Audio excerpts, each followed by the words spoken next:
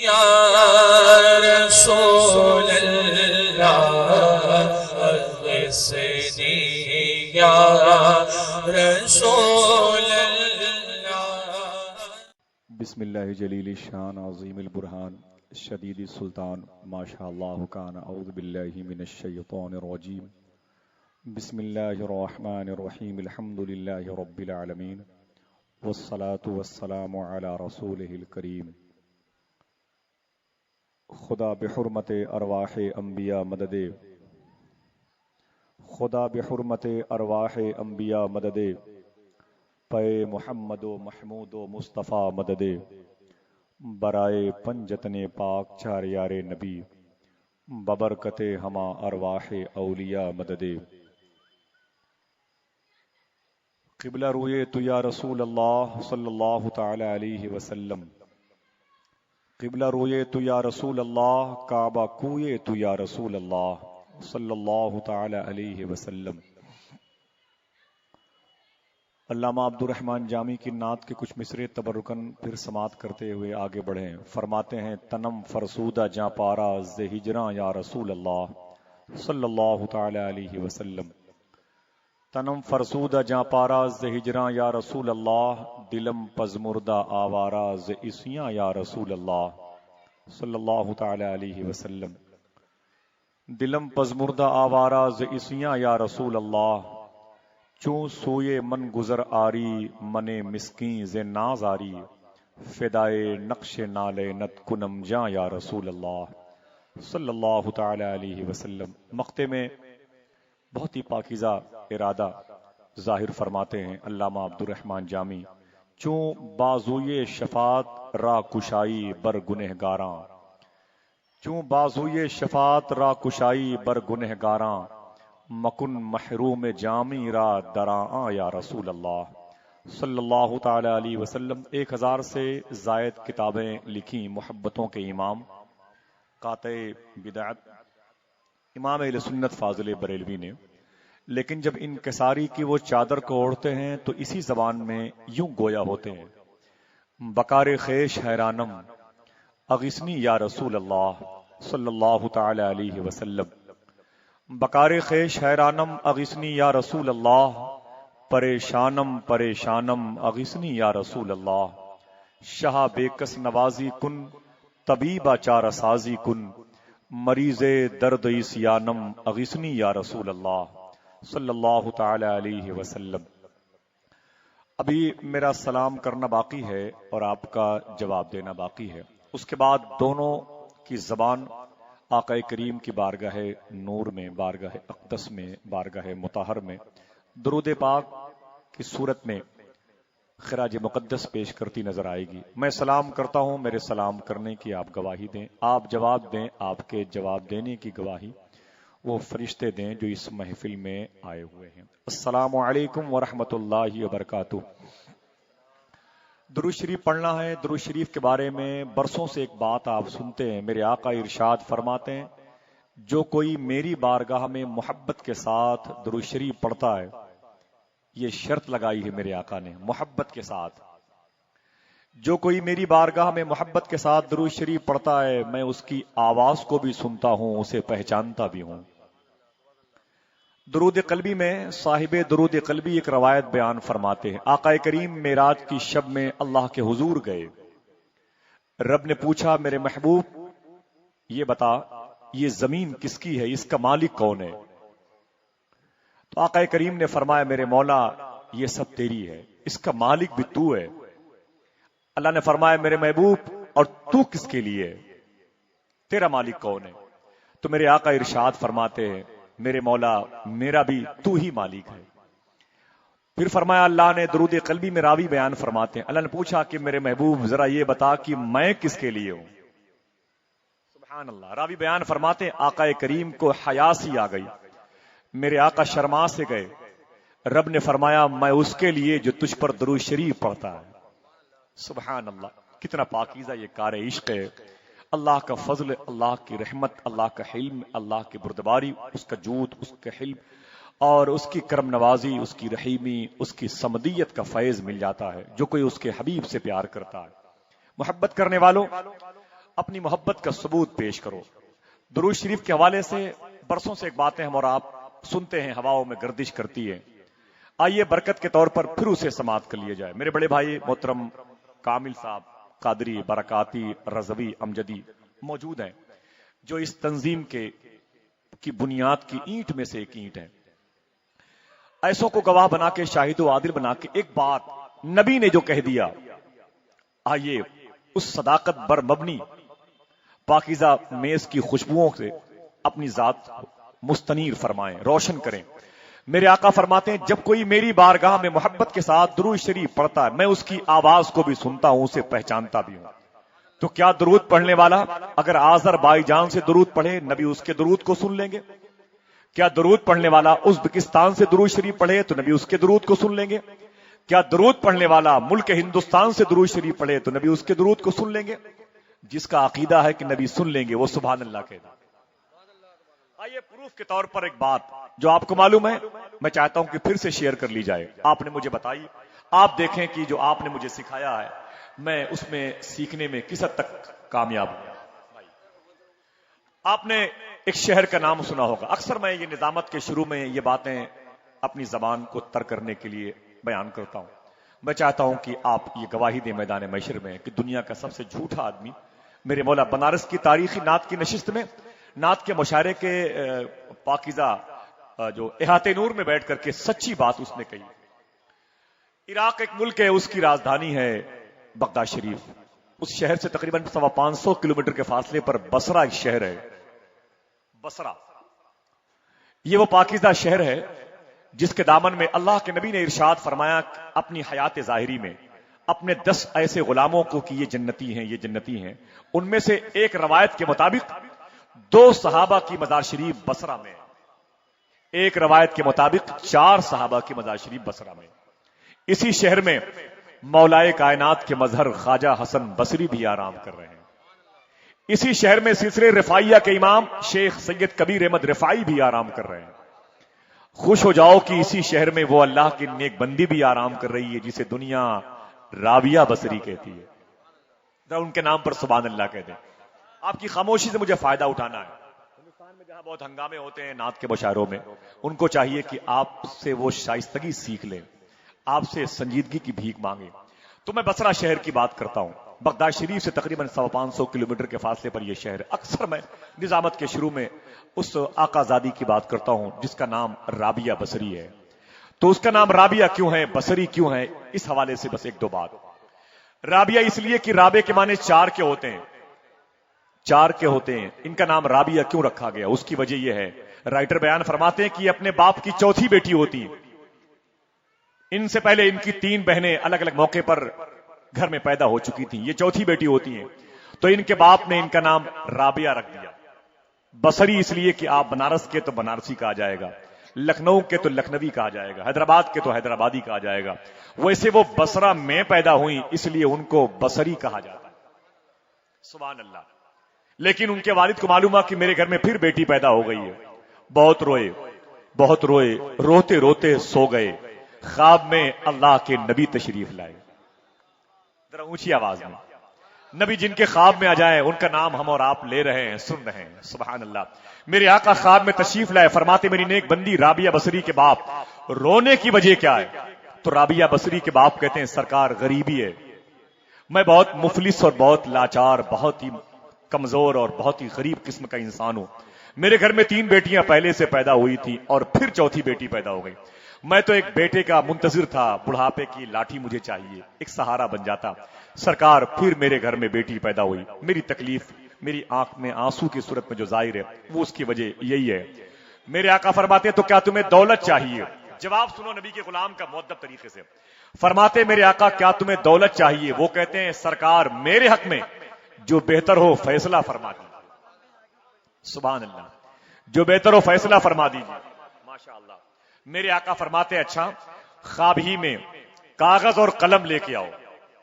میرے آقا نے رابعہ بصری کے باپ سے خواب میں کاغذ اور قلم منگایا. فرماتے میرے آقا ایک خط لکھو.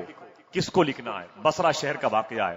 فرماتے ہیں اس بصرہ شہر میں جو سب سے امیر آدمی ہے، امیر بصرہ، والی بصرہ، حاکم بصرہ، मालिक बसरा के नाम, ये खत लिखो, हेडिंग बनाओ, ये खत अमीर बसरा के नाम। इसके बाद जो जुमला सुनेंगे रूह खुश हो जाएगी। मेरे आका फरमाते आगे लिखो, ऐ अमीर बसरा, रोजाना तुम मेरी बारगाह में दुरूद शरीफ पढ़ते थे, कल तुमने दुरूद शरीफ क्यों नहीं पढ़ा? जुर्माना अदा कीजिए। अल्लाह अल्लाह, ये हमारी बेगैरती है, ये हमारी बेहिस्सी है, ये हमारी कमनसीबी है। हम महीनों नबी पर दुरूद नहीं पढ़ते, कोई पूछने वाला नहीं है, लेकिन मोहब्बत करने वाले एक दिन नागा कर देते हैं तो नबी मोहब्बत भरी पेनाल्टी लगा देता है। अल्लाह अल्लाह, पर फरमाते मेरे आका जुर्माना अदा कीजिए, कल तुमने दुरूद शरीफ क्यों नहीं पढ़ा? आगे लिखो उसकी कीमत कितनी होगी, 400 चांदी के सिक्के दीजिए। अल्लाह अल्लाह अल्लाह। उस खत को लिया राबिया बसरी के बाप ने, सुबह को अमीर बसरा के मेन गेट पर गए, वॉचमैन को उस खत को दिया कि इसे अपने मालिक तक पहुंचा दे। जैसे अमीर बसरा ने उस खत को देखा, अपनी कुर्सी से खड़ा हो गया और उसने कहा, खबरदार, ये खत जो लेके आ रहा है उसे अंदर मत आने देना, मैं खुद दरवाजे पे जाके उसका इस्तकबाल करना चाहता हूं। अल्लाह अल्लाह अल्लाह। मेन गेट पर आए, राबिया बसरी के बाप के कदम को चूमा, आंखों को चूमा, पेशानी को चूमा, अंदर ले गए दरबार में और अपनी मेन कुर्सी पे बिठाया और एक सवाल किया, ओ मुसाफिर, जरा मुझे ये बता, दुरूद शरीफ नबी पर मैं पढ़ता था रात के अंधेरे में, मेरे दुरूद शरीफ पढ़ने की खबर मेरी बीवी को नहीं, मेरी बेटियों को नहीं, मेरे महल की कनीजों को नहीं, मेरे गुलामों को नहीं, मेरे बेटों को नहीं।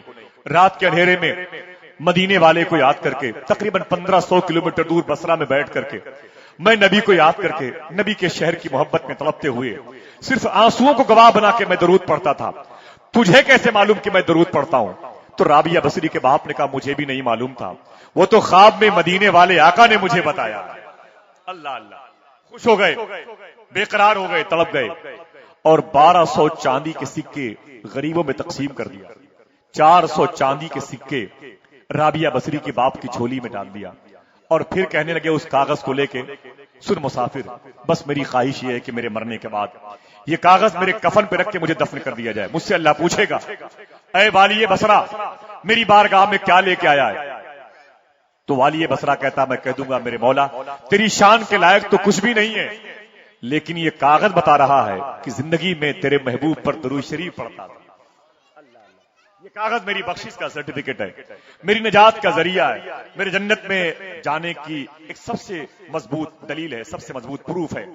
तो अगर आज आपने दुरूद पढ़ दिया तो आपके दुरूद पढ़ने की गवाही ये तलबा किराम की मुकद्दस समात है, ये उलमा किराम की नशिस्तगाह, ये रोशनियां, ये कुमकुमे, ये यहाँ का मजहबी क्लाइमेट, बनारस की खूबसूरत मजहबी तहजीब, यहाँ के सकाफती जो हवाएं हैं अदब और एहतराम के साथ में चल रही हैं, यहाँ की मोहब्बतें गवाही देंगी, और कोई गवाही दे न दे, वो फरिश्ते जरूर गवाही देंगे जो इस महफिल में आए। तो आइए बावाज़े बुलंद दुरूद शरीफ का हदिया तबरीक पेश करें और पढ़ें, अल्लाहुम्मा सल्ली अला सय्यदना व शफीअना व नबीना व मौलाना मुहम्मदिन मादल जूद वल करम व आलिही व इब्निही सय्यदना शेख अब्दुल कादिर जिलानी व बारिक वसल्लिम बेअदद कुल्ल मालूम लक। आपको मालूम है, मेरे भाई कामिल भाई ने बताया कि ये तकरीबन 25 साल से ये नात के मुशायरे की रुदात तकसीम की जा रही है बनारस शहर में। अल्लाह का एहसान है, 25 साल उम्र बहुत होती है, 2-4 साल के मुशायरे होते हैं तो तंजीम में इख्तलाफात की बुनियाद पर मुशायरे की उम्र महदूद हो जाती है। 10, 11, 12 साल के बाद तो आपसी इख्तलाफात और नज़ाई मामलात में मुशायरे की रूह दम तोड़ देती है। अल्लाह का एहसान है कि जिस मुशायरे की बुनियाद खुलूस की ईंटों पर रखी जाए, उसकी अजमतों के आगे ताजमहल जैसी अजीम इमारत को सर खम करना पड़ता। आज अल्लाह का एहसान है, पूरे हिंदुस्तान के शोरा कहते हैं कि पूरे मुल्क हिंदुस्तान में ऐसा नात का मुशायरा कहीं नहीं होता। सुभान अल्लाह के लिए।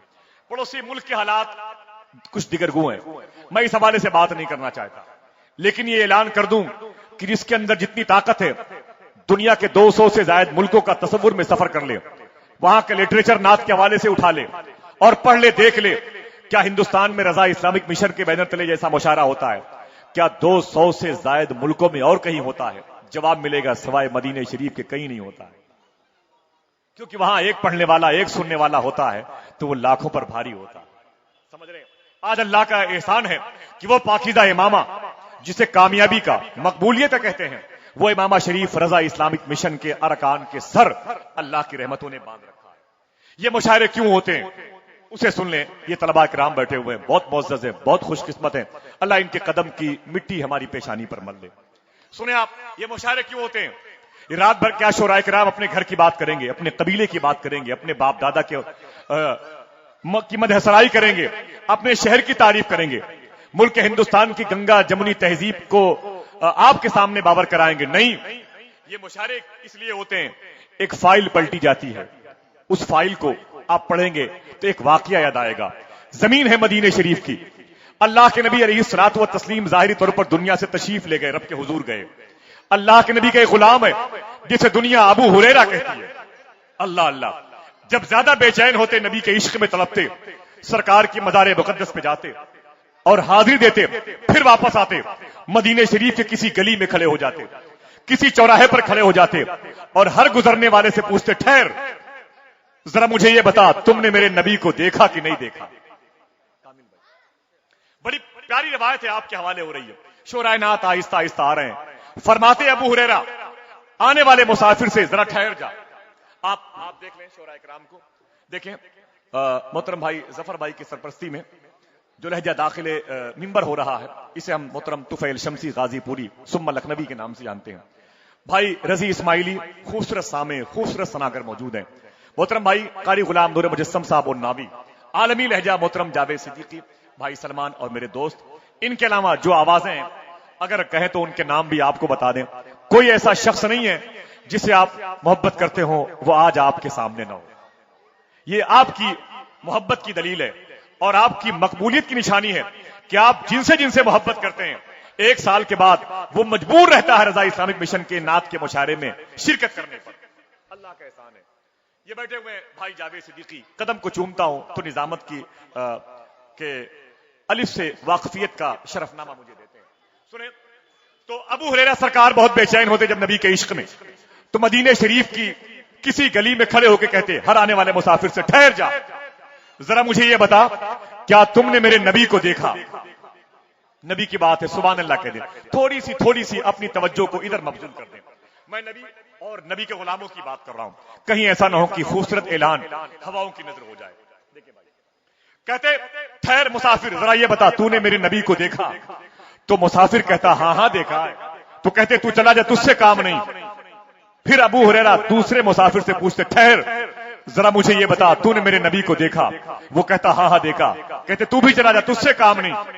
کھڑے رہتے. لیکن جب کوئی کہتا ابو ہریرہ میں نے تمہارے نبی کو نہیں دیکھا, تمہارے نبی کو میں نے نہیں دیکھا, ابو ہریرہ کہتے ٹھہر جا اور بیٹھ جا, تجھے آج بتاؤں گا میرے آقا کیسے تھے. سبحان اللہ. پھر کچھ اس انداز سے مدینے والے کی بات.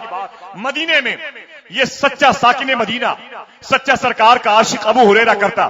ابو ہریرہ اس سے کہتے تو نے میرے آقا کو نہیں دیکھا, سن میرے آقا ایسے مسکراتے, میرے آقا ایسے چلتے تھے, میرے آقا ایسے غریبوں کو نوازتے تھے, میرے آقا ایسی تقریر کرتے تھے, میرے آقا ایسے غریبوں کو خیال رکھتے تھے, میرے آقا ایسے مریضوں کی تیمارداری کرتے تھے, میرے آقا سے ایسے پتھر بات کرتے تھے, میرے آقا ایسے پرندوں سے بات کرتے تھے.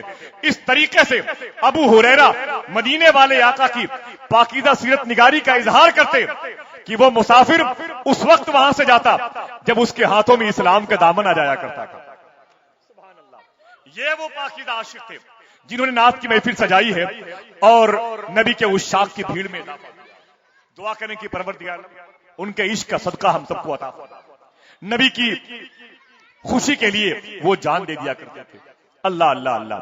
ایک صحابی رسول مدینہ شریف میں تازہ اور صاف کپڑا پہن کے مدینہ شریف میں نکلتے اور جیسے میرے آقا کو دیکھتے زمین پر لوٹنے لگتے اور بالکل گرد و غبار سے اپنے آپ کو وہ ڈھانپ لیتے. جب میرے آقا قریب آتے ان کو دیکھ کے مسکراتے, نبی چلے جاتے, یہ اپنے گھر چلے آتے. پھر جب کسی راہ پر وہ صاف کپڑا پہن کے نکلتے, نبی انہیں دیکھتے تو پھر زمین پر لوٹتے. پھر میرے آقا قریب آتے, ان کے گرد و غبار والے جسم کو دیکھتے, کرتے کو دیکھتے, تہمت کو دیکھتے, نبی مسکراتے اور پھر وہ میرے آقا چلے جاتے, یہ اپنے گھر چلے جاتے.